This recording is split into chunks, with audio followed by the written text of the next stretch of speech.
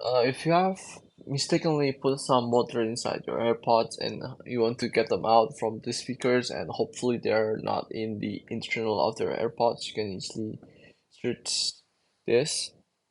Just open up YouTube and to just search it up AirPods water eject or sound that gets water out of speakers. And what you're gonna do next is you just have to play this.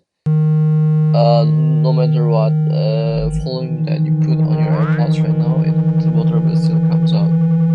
But since I don't have any water in my AirPods right now and I don't want to damage my ear, you can just hold your AirPods and make sure that you press proximity sensor at the at the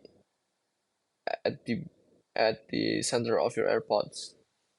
So you can just play this on, then you can turn it on to max or medium or whatever. You just have to play this for 1 whole minute to make sure that the water gets out of the AirPods fully.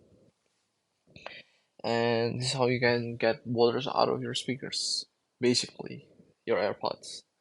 Thank you for watching. See you on the next video.